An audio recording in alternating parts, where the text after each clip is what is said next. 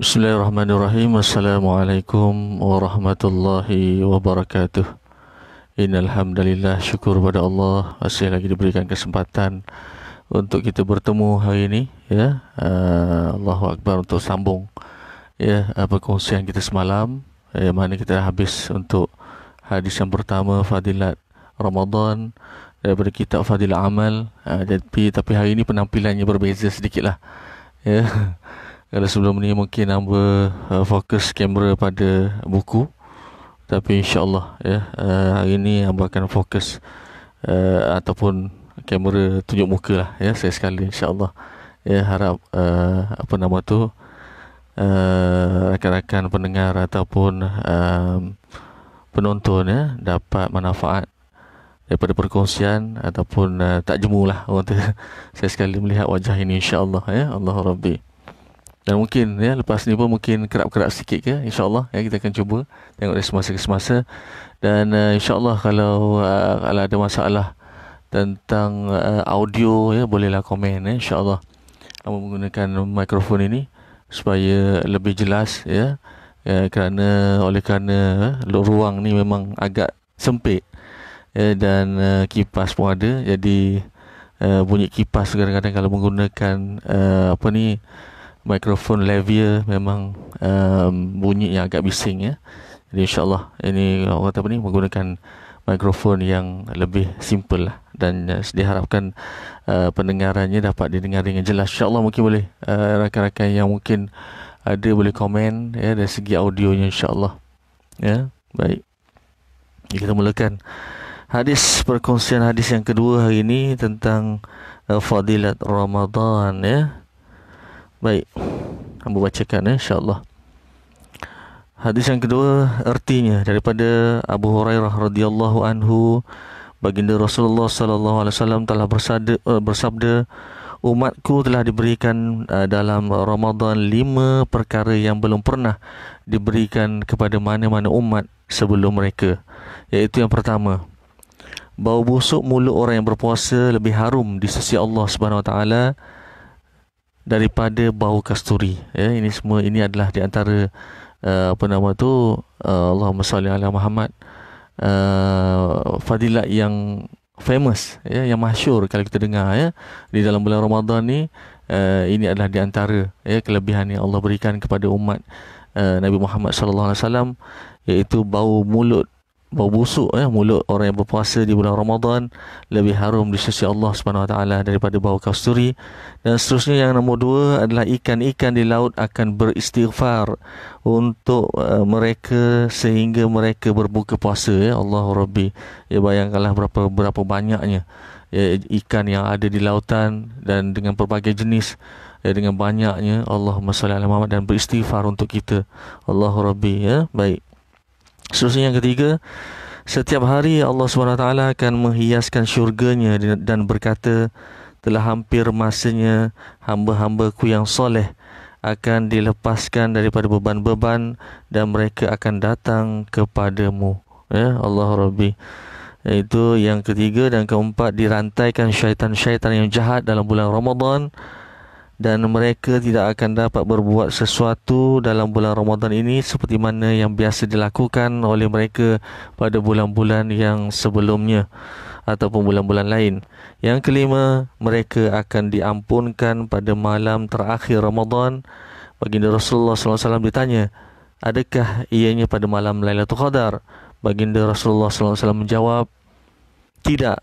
Namun seorang pekerja akan diberikan ganjarannya apabila dia telah menyelesaikan kerjanya. Maknanya apabila habis Ramadan, ya, Allah akan memberikan pengampunan kepada kita, ya, jika kita melalui Ramadan itu dengan penuh dengan pengisian yang sepatutnya, seperti mana yang diajarkan oleh baginda Rasulullah SAW melalui kalam Rasulullah, dan seterusnya diperturunkan kepada para ulama, dan seterusnya kepada asatizah, dan kepada kita insya-Allah. Baik, ya.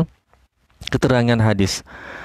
Dalam hadis ini baginda Rasulullah SAW telah menyatakan 5 keistimewaan yang Allah SWT kurniakan kepada umat ini yang tidak pernah diberikan kepada sesiapa pun yang berpuasa di kalangan umat sebelum mereka. Ya, alangkah baiknya kalau kita dapat menghargai nikmat ini dan berusaha untuk mendapatkan kurniaan yang khusus ini.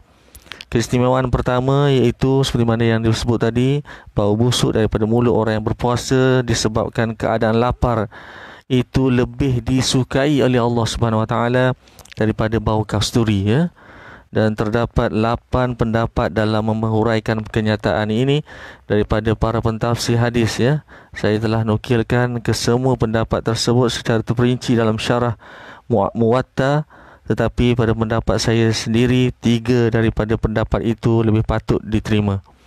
Baik. Pertama, Allah SWT akan mengurniakan pahala dan ganjaran terhadap bau busuk itu di akhirat dengan satu wangian yang lebih hebat dan lebih menyenangkan fikiran daripada kasturi. Pendapat ini lebih jelas dan tidak ada sedikit kesangsian pun. Ya, tambahan pula terdapat riwayat dalam kitab Duri Matur, ya, yang menerangkan pendapat itu dengan jelas. Oleh kerana itu, pendapat inilah yang diterima. Seterusnya, yang kedua, pada hari kiamat apabila manusia dibangkitkan daripada kubur, ya, tanda mereka yang berpuasa ialah dari mulut mereka akan lahir bau, pula ada bau, ya, bau yang lebih harum daripada kasturi, ya. Itu pendapat yang kedua. Dan seterusnya, ya, pendapat yang ketiga adalah, pada pendapat saya yang serba lemah ini, pendapat ketiga adalah yang lebih baik daripada kedua-dua pendapat yang pertama dan yang kedua, iaitu di dunia lagi, ya. Bau busuk itu lebih disukai oleh Allah SWT daripada bau kasturi, dan perkara ini ada kaitannya dengan perasaan cinta. Ya, perasaan cinta. Sesiapa yang ada hubungan dan mencintai seseorang, bau busuk kekasihnya itu lebih mengasyikkan daripada ribuan bauan wangi. Allahu Rabbi. Maksud pernyataan di atas adalah penghampiran yang sempurna daripada orang yang berpuasa sehingga dia menjadi kekasih Allah Subhanahu Wa Taala, dan bau busuk mulutnya itu juga turut dikasihi. Allahu Rabbi, ya. Ini orang apa ni? Kalau keasyikan dalam orang bercinta lah, ya. Biasanya kalau tengah asyik bercinta, walaupun orang tu macam mana sekalipun, ya, kita akan memandangnya sebagai sesuatu yang indah, ya. Itulah perumpamaannya pendapat yang ketiga ini, yang menunjukkan bahawa Allah Subhanahu Wa Taala di dunia lagi, Allah Taala telah mengasihi orang yang berpuasa ini, ya, walaupun mulut berbau busuk, tetapi ianya lebih harum daripada bau kasturi, ya. Seorang penyair bermadah, "Hai Hafiz, kesian kenapa perlu ke hutan untuk mengambil kasturi. Ambillah atar dari rambut Ahmad sallallahu alaihi wasallam di dalam syurga ad kelak." Ya. Ini syair lah, tapi tidak ada penjelasan pada syair tersebut, ya. Baik, tak apa, kita abaikan. Takut nanti kan penama tu mendatangkan kekeliruan, ya. Kita teruskan dengan keterangan hadis. Baik. Puasa adalah salah satu daripada ibadah yang sangat dicintai oleh Allah SWT. Allah SWT berfirman di dalam hadis kursi yang bermaksud, ganjaran bagi setiap amal kebaikan akan diberi oleh malaikat, tetapi ganjaran untuk puasa aku sendiri yang akan memberi, kerana puasa adalah khusus untukku. Allahu Rabbi, ya. Ini adalah satu keistimewaan yang mana pahala ganjaran puasa itu biasanya ganjaran untuk amal kebajikan yang lain, apa-apa saja ganjaran kebajikan yang lain, Allah Ta'ala telah letakkan silibus ataupun ganjaran-ganjaran khusus, ya. Jadi malaikat yang akan letakkan ganjaran-ganjaran mengikut apa yang telah Allah Ta'ala gariskan, ya. Tetapi untuk ganjaran berpuasa ini, ya, Allah sendiri yang akan berikan ganjaran, ya. Ganjaran itu akan diberikan pada hari kiamat nanti. Allahu Rabbi. Dinukilkan daripada setengah masyayikh, ya, hadis ini dengan lafaz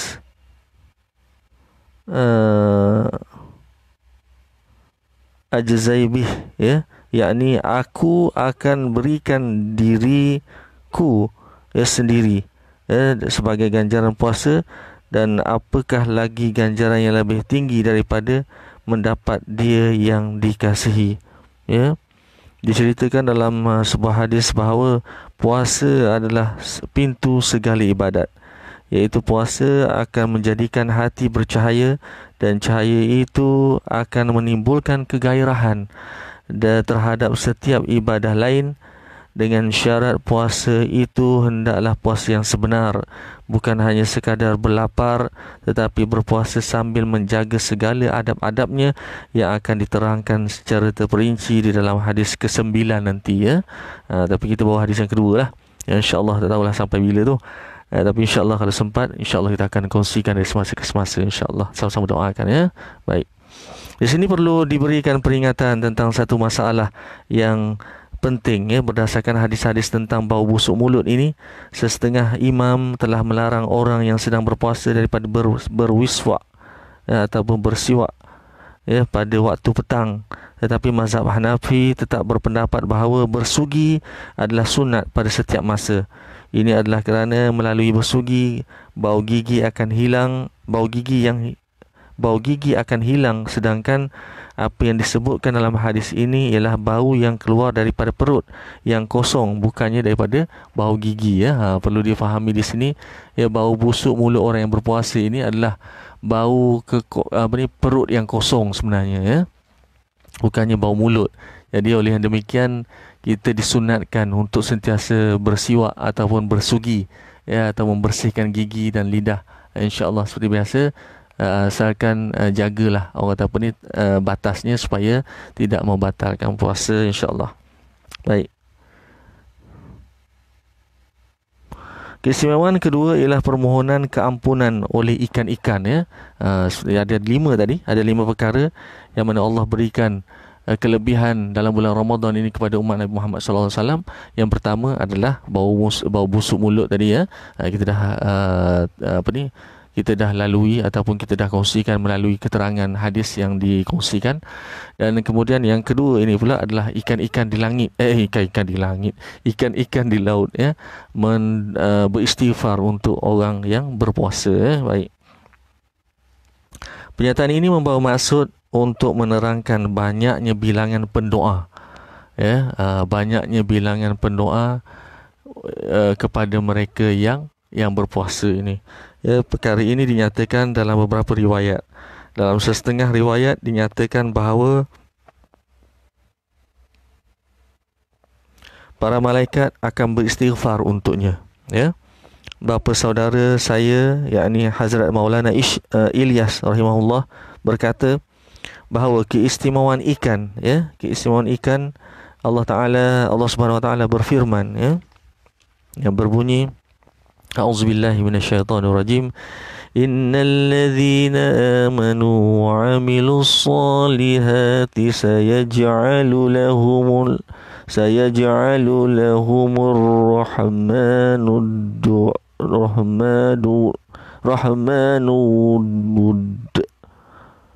rahmanud. Artinya sesungguhnya orang-orang yang beriman dan beramal soleh, kelak Allah yang Maha Pemurah akan menanamkan bagi mereka perasaan kasih sayang. Ya, surah Maryam ayat 96 ya. Baik, minta maaf tadi baca pun sebab gelap sedikit sini ya. Ada stand ni. Baik. Diceritakan dalam hadis bahawa apabila Allah Subhanahu Wa Taala mengasihi mana-mana hamba, maka dia akan berkata kepada Jibril alaihissalam, saya mengasihi si fulan, kamu pun hendaklah mengasihinya. Dan kemudian malaikat Jibril alaihissalam pun mula mengasihinya dan dia akan mengisytiharkannya di langit ya. Si fulan ini adalah kekasih Allah SWT, maka kamu juga hendaklah mengasihinya ya. Malaikat Jibril akan announce ya. Malaikat Jibril akan isytiharkan di langit ya, bahawa si fulan ini adalah kekasih Allah ya. Jadi semua penghuni langit akan mengetahui bahawa si fulan itu kekasih Allah apabila Allah Taala sendiri mengisytiharkannya, memaklumkannya kepada malaikat Jibril alaihissalam. Allahu Rabbi ya, betapa istimewanya. Baik. Lalu penduduk langit pun mula mengasihinya dan kemudian menerima ya, terhadapnya akan disebarkan menerima penerimaannya akan tersebar ke muka bumi. Adalah satu perkara lumrah dari bahawa kasih dan sayang terhadap seseorang hanya akan dirasai oleh orang-orang yang sentiasa berada di sisinya. Tetapi kasih terhadap seseorang yang soleh begitu umum sehingga bukan saja daripada orang yang berada di sampingnya, bahkan haiwan-haiwan yang tinggal di laut dan di sungai pun turut mengasihinya, sehingga mereka pun turut sama mendoakan orang yang berpuasa ni. Allah Rabbi. Ringkasnya, kasih sayang terhadapnya menjangkau daratan sehingga sampai ke lautan, dan ini adalah had tertinggi dalam cinta. Doa daripada haiwan di hutan diketahui dengan lebih pasti lagi. Keistimewaan ketiga ialah syurga dihiasi. Okey, baik, kita masuk pada keistimewaan yang ketiga yang diberikan oleh Allah SWT dalam bulan Ramadan kepada umat Nabi Muhammad SAW, iaitu Allah Ta'ala akan menghiasi syurganya, dan Allah akan mengatakan bahawa telah hampir masanya hamba-hambaku yang soleh akan dilepaskan daripada beban-beban dan mereka akan datang kepadaku. Allah Rabbi, subhanallah. Baik, perkara ini telah dinyatakan dalam banyak hadis. Banyak hadis menyatakan perkara ini, bahawa di bulan Ramadan akan Allah Ta'ala akan hiasi syurga-syurga. Dalam setengah riwayat dinyatakan bahawa sejak dari awal tahun lagi syurga telah mula dihiasi untuk Ramadan. Sememangnya menjadi peraturan bahawa sebanyak mana kepentingan terhadap kedatangan seseorang itu, maka sebanyak itulah persediaan untuknya akan disediakan terlebih dahulu, seperti persediaan untuk dijalankan majlis perkahwinan. Keistimewaan keempat pula, itu yang ketiga memang sedikit saja, sebab memang ini di antara sesuatu yang mungkin senang untuk difahami. Allah Ta'ala menghiaskan syurga sejak daripada mula lagi. Allah Ta'ala hiaskan syurga untuk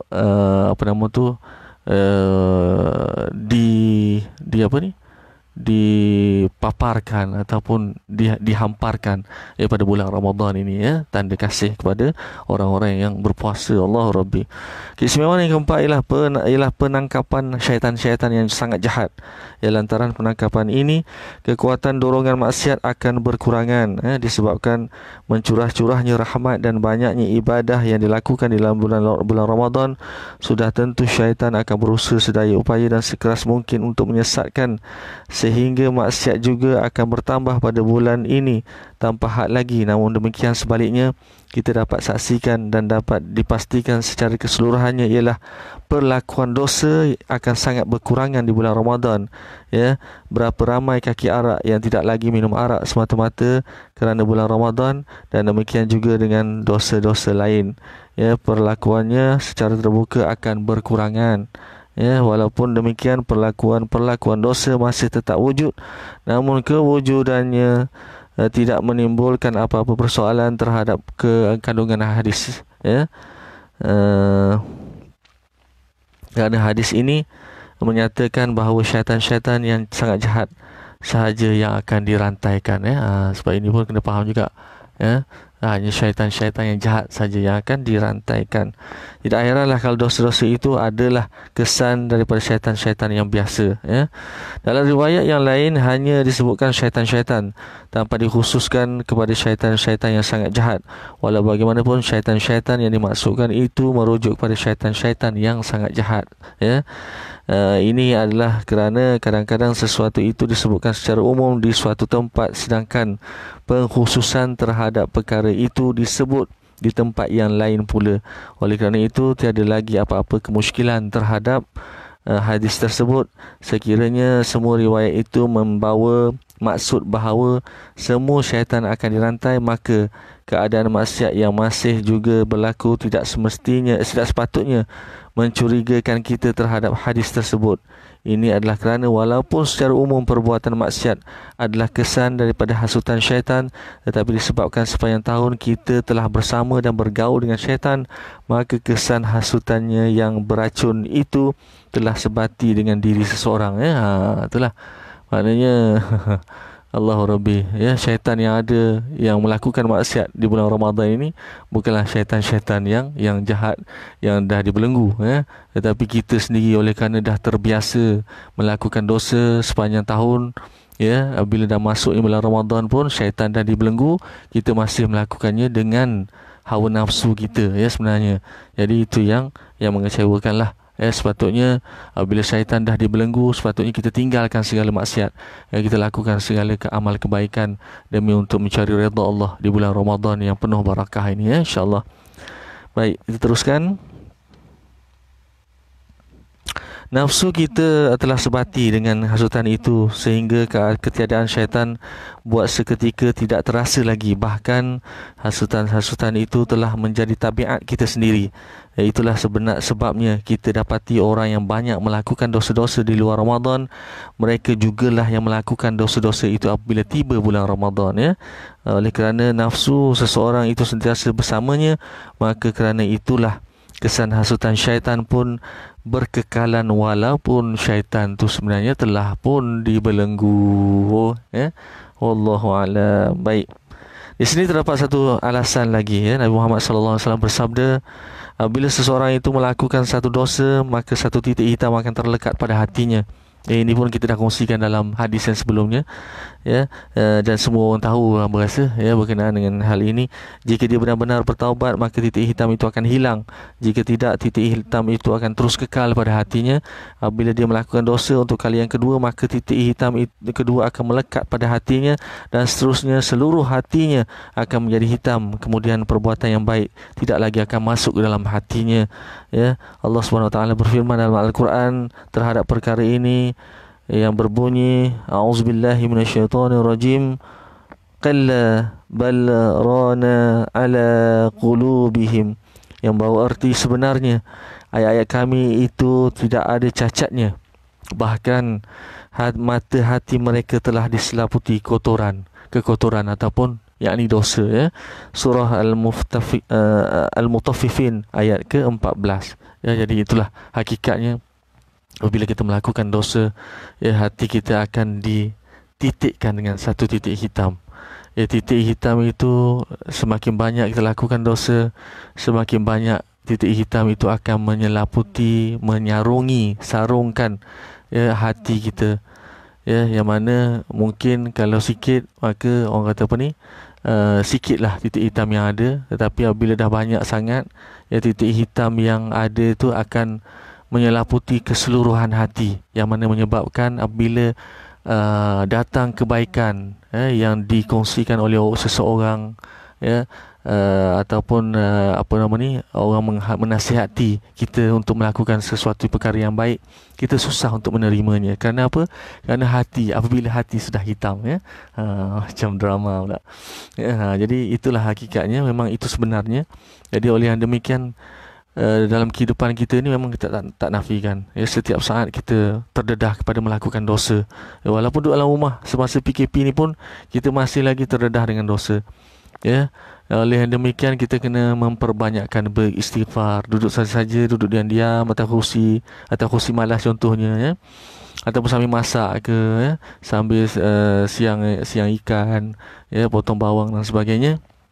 Ya, sama-sama kita ringankan lidah kita untuk beristighfar. Ingat tak lagi apa perkongsian kita semalam, yang 4 amalan yang digalakkan untuk kita lakukan dalam bulan Ramadan. Yang pertama, ya, lazimkan untuk menyebut zikir kalimah thayyibah, kalimah kalimah agung, ya, yakni la ilaha illallah, ya, la ilaha illallah, la ilaha illallah, ya. Sebutkan selalu, zikirkan, la ilaha illallah ini. Kerana apa? Kerana la ilaha illallah ini adalah sesuatu kalimah yang sangat-sangat berat timbangannya di sisi Allah, dan ia adalah kalimah yang agung, ya.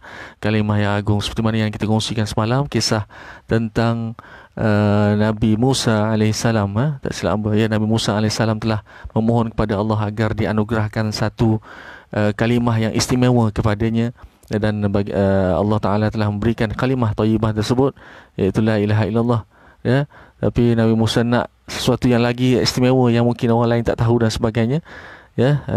Dan Allah kata, Allah berfirman, itulah perkataan ataupun zikir yang paling hebat, yang paling berat sekali. Bila seseorang menyebut kalimah la ilaha illallah di dalam terkesan dalam hatinya, ataupun menyebut dengan lisan tetapi lintas dalam hatinya, terasa tiada Tuhan melainkan Allah, maka Allahu Rabbi, ganjarannya amat besar di sisi Allah Subhanahu Wa Taala. Baik, itu yang empat perkara yang perlu kita lazimi dalam bulan Ramadan. Kalimah thayyibah. Yang kedua, istighfar. Yang ketiga, memohon doa daripada Allah agar diberikan syurga Allah. Dan yang keempat, memohon doa agar dihindarkan daripada azab api neraka. Empat perkara. 5 perkara ni. Empat je insya-Allah. Baik, kita teruskan. Mana tadi? Allahumma salli ala Muhammad. Baik. Dalam keadaan sedemikian, hati sendiri akan cenderung ke arah dosa tersebut. Itulah sebabnya ramai orang yang begitu mudah melakukan satu maksiat, tetapi apabila diajukan kepadanya satu maksiat yang lain yang sama besar, maka hatinya menolak. Contohnya mereka yang minum arak. Kalau mereka disuruh makan khinzir, maka perasaan mereka menolak, sedangkan kedua-duanya adalah sama dari segi dosa.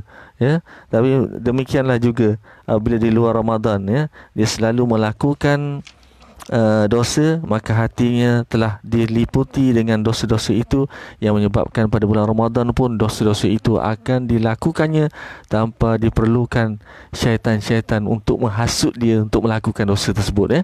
Jadi sebab dia dah lazim, dia hidup dia dah sentiasa bergelumang dengan dosa, yang menyebabkan hatinya dah hitam. Maka datang Ramadan pun datang Ramadan, syaitan dibelenggu dan sebagainya, dah tak ada penghasut pun, mereka akan terus melazimi perbuatan tersebut. Nauzubillah min zalik. Jadi kita minta jauh daripada Allah, minta jauhlah, Allahumma shalli ala Muhammad. Minta jauh agar Allah menjauhkan kita daripada melakukan dosa dan melakukan perkara yang sia-sia dalam bulan Ramadan ini, insya-Allah. Baik, sedikit lagi perkongsian untuk hadis yang kedua, penerangannya, insya-Allah. Baik. Ringkasnya, maksud hadis tersebut ialah walaupun semua syaitan dirantai, tetapi jika berlaku juga dosa-dosa dalam bulan Ramadan, sebenarnya tidak menimbulkan apa-apa kemusykilan. Lebih-lebih lagi jika hanya syaitan-syaitan yang sangat jahat dan paling celaka saja yang dirantai. Sebab ada pendapat menyatakan bahawa yang sedemikianlah, maknanya bukan semua syaitan yang dirantai, tetapi syaitan yang betul-betul jahat saja yang dirantai. Jadi syaitan-syaitan yang biasa-biasa, yang kurang-kurang jahat tu mungkin tidak dirantai. Ini pendapat, ada pendapat yang berbeza, insya-Allah.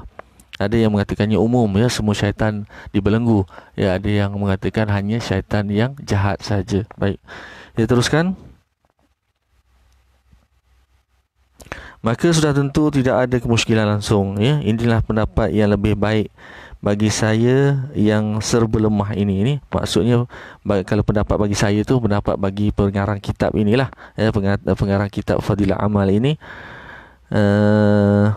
Dalam bulan Ramadan, sama ada untuk melakukan kebaikan ataupun untuk menjauhi kejahatan, tidak memerlukan usaha yang kuat seperti di luar bulan Ramadan. Ini sebabnya tidak ada lagi syaitan-syaitan yang jahat yang untuk menghasut kita. Jadi kita sepatutnya bila datang bulan Ramadan, kebiasaannya fitrah macam itulah. Kalau kita tengok semua orang pun kebanyakannya, yang kita lihat kalau sebelum PKP, kalau kita lihat orang-orang yang tak pernah datang masjid pun, orang yang mungkin sepanjang tahun di bulan biasa, memang tak pernah nampak mukanya di masjid, tetapi apabila datangnya Ramadan, 10 malam pertama 10 malam pertama tu, insya-Allah akan nampaklah kelibat mereka ini.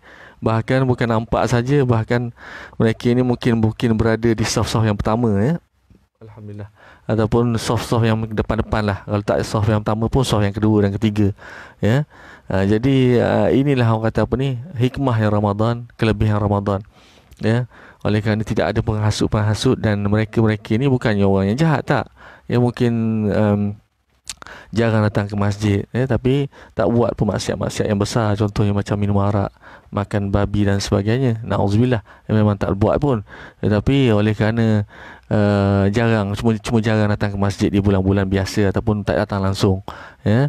Jadi bila datangnya Ramadan, ya, oleh kerana tuntutan sunat tarawih itu sendiri menyebabkan, ya, ramai orang yang datang. Alhamdulillah, ya, itu hikmah Ramadan. Baik.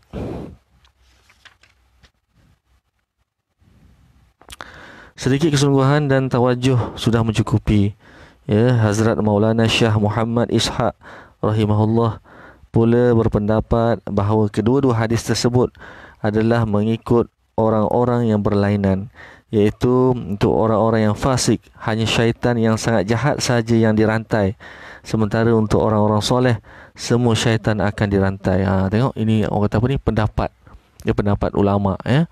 Ada ulama mengatakan bahawa untuk orang-orang yang fasik, ya, hanya syaitan-syaitan yang jahat saja yang akan dirantai, manakala untuk orang-orang yang soleh, ya, Allah Ta'ala akan rantaikan semua syaitan. Maknanya kena ni lah, simboliknya adalah, ya, syaitan-syaitan tu ada apa orang kata ni, ada pengkhususan juga, ya, untuk orang fasik dan juga untuk orang soleh, ya. Jadi walau macam mana pun, kita yang paling penting adalah kita teruskan amal kita, teruskan pengisian bulan Ramadan ini sebaik mungkin untuk kita mencapai redha Allah, insya-Allah, ya. Yang selebihnya tentang syaitan dan sebagainya itu kita tahu, kita ambil tahu, dan kita jadikan pengetahuan, dan kita jadikan juga satu kekuatan kita untuk lawan, ya. Andai kata memang syaitan-syaitan untuk orang fasik contohnya, ya, Allahumma salli ala Muhammad, masih ada, ya, tak dibelenggu, ya, takut juga terkena pada kita, ya.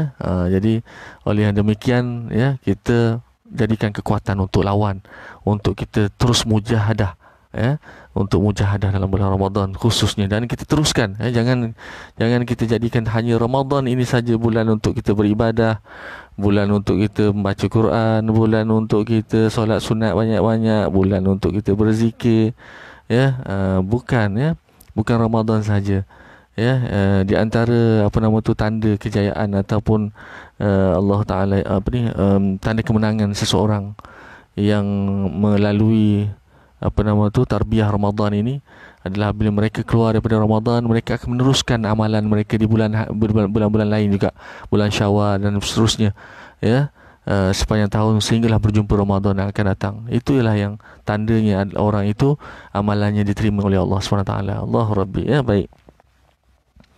Jadi kita nak, ya, tergolong dalam golongan orang yang diterima oleh Allah SWT amalan kita, dan seterusnya mendapat, ya, title takwa, dan pelepasan daripada azab api neraka, ya, oleh Allah SWT apabila sampainya penghujung Ramadan. Itu yang kita nak, ya. Baik. Keistimewaan yang kelima pula, yang terakhir insya-Allah untuk keterangan hadis yang kedua ini.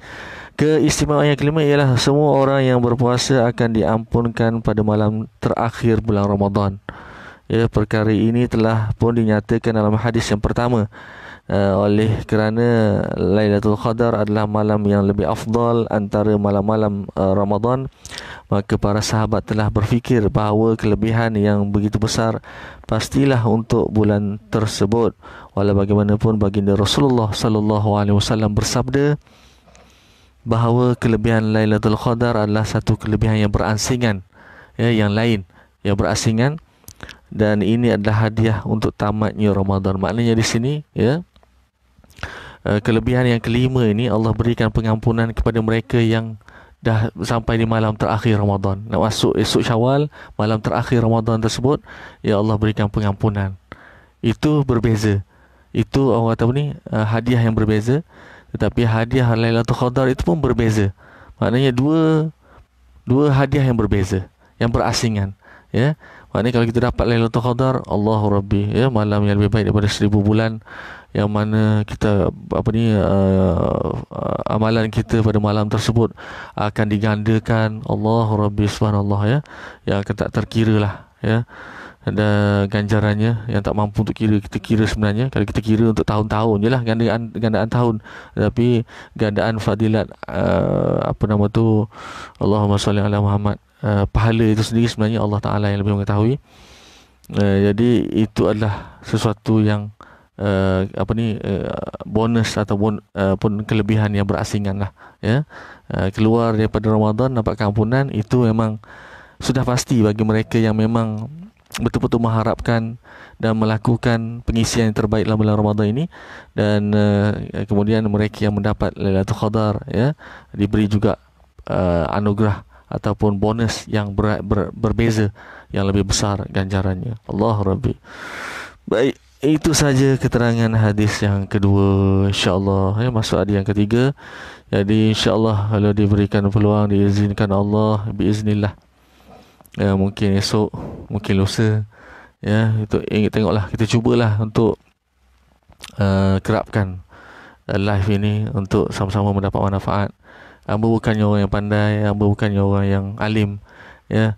Sekadar hamba kongsikan apa yang hamba tahu, insya-Allah, dan melalui kitab-kitab yang ada sebagai panduan, dan insya-Allah melalui ilmu-ilmu yang bertuntut dan sebagainya. Jadi apa yang ada, ya, sedikit yang ada kita akan beri dengan sedikit juga, ya. Itu dari segi ilmu lah, ya. Tapi dari segi sedekah, ya, kalau boleh ada sikit bagi banyak lagi bagus lah, kan. Jadi di antaranya juga, bila sebut sedekah ni, di antaranya juga sama-samalah kita pastikan, ya, ini ingatan khusus untuk hamba sendiri, orang yang bercakap. Sama-sama kita pastikan bahawa setiap hari kita dalam bulan Ramadan ini, insya-Allah hari ini hari yang ke-15, selama hari yang ke-15 Ramadan, ada 15 hari lagi untuk kita pergi, ataupun mungkin 14 hari lagi, wallahu alam. Jadi kita manfaatkan setiap hari itu biar ada amalan sedekah kita, ya. Tak kisahlah RM1 ke RM2 ke, ya, asalkan kita cari. Sebab sekarang ni walaupun dalam tempoh PKP ni ataupun PKPB, ya, tak boleh keluar ke, boleh keluar ke, ya, kalau tak boleh keluar pun dalam rumah pun kita boleh tengok dalam Facebook, ya, insya-Allah, ya, rakan-rakan boleh follow hamba punya Facebook.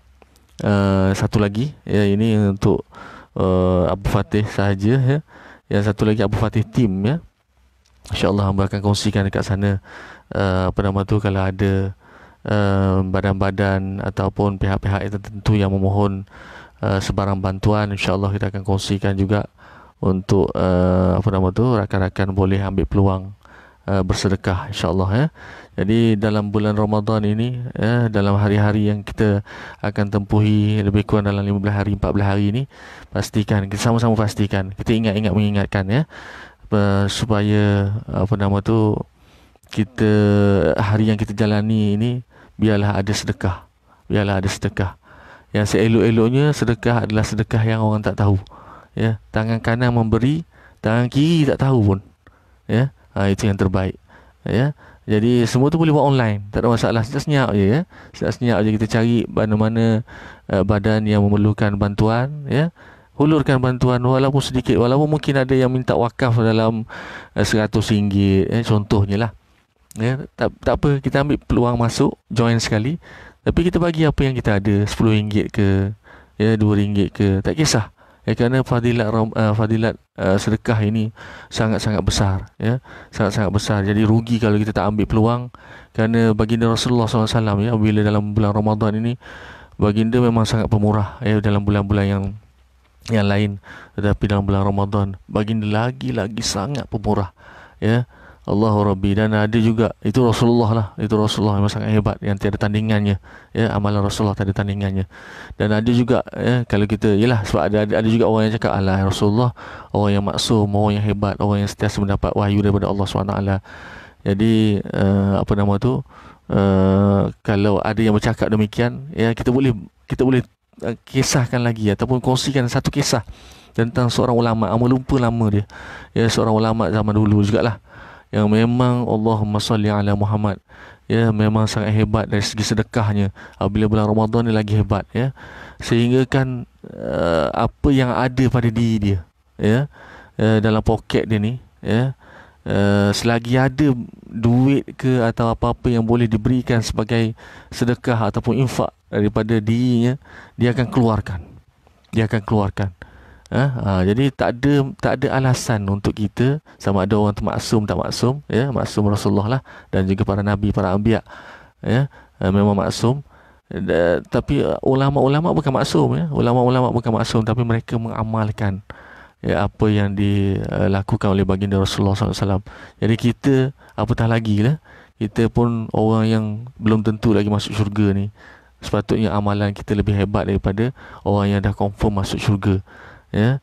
Kalau kita tengok Allahumma salli ala Muhammad, ya, para sahabat baginda Rasulullah SAW yang rapat, contohnya Abu Bakar As-Siddiq, ya, Sayyidina Abu Bakar As-Siddiq, Sayyidina Umar Al-Khattab, ya. Mereka-mereka ini adalah orang-orang yang dijamin masuk syurga. Tapi tengok macam mana dia orang punya amalan, ya. Bandingkan ataupun apa nama tu, renung-renungkan, fikir-fikirkan amalan dia orang macam mana, ya. Kita yang cak ayam ni, yang belum tentu masuk ke syurga ni, sepatutnya amalan kita lebih hebat daripada dia, sebab kita tak tentu lagi masuk syurga, ya. Tapi mereka ini yang dah memang diberikan jaminan oleh Allah SWT, yang melalui kalam baginda Rasulullah SAW, apa kata, jamin syurga. Jamin syurga, bukan pasti lagi syurga, memang jamin syurga. Tapi Allah, ya Tuhanku, kita tengok contoh Sayyidina Umar Al-Khattab yang sentiasa menangis waktu malam, sehingga kan ada lekukan, ya, ada lekukan hitam, bukan macam lekukan, macam lebam, hitam, kesan daripada aliran air mata, ya. Allahumma salli ala Muhammad. Allah. Baik, itu peringatan khas untuk diri hamba sendiri, orang yang bercakap, dan juga pada rakan-rakan yang sudi untuk mengambilnya sebagai renungan bersama, insya-Allah. Baik, sekadar itu saja tazkirah ringkas kita untuk pagi ini. InsyaAllah kita akan cuba untuk bersama-sama lagi dari semasa ke semasa. Doakan semoga hamba sendiri dan juga semualah di antara kita dalam keadaan sihat, dijauhkan daripada COVID-19, ya, dan diberikan apa nama tu, kekuatan, taufik dan hidayah. Mintalah taufik dan hidayah setiap saat, kerana taufik dan hidayah itulah yang menggerakkan kita untuk melakukan amal kebajikan. Ya, kita tak mampu untuk melakukan amal kebajikan ataupun perkara-perkara baik sekalipun, ya, kita tak mampu melainkan dengan taufik dan hidayah Allah. Terima kasih. Segala yang baik itu, yang sempurna itu datang daripada Allah SWT. Yang kurang, yang lemah, yang silap adalah daripada kekurangan, kelemahan dan kesilapan diri hamba sendiri. Terima kasih. Hamba sudahi dengan wabillahi taufiq wal hidayah. Wassalamualaikum warahmatullahi wabarakatuh. Terima kasih.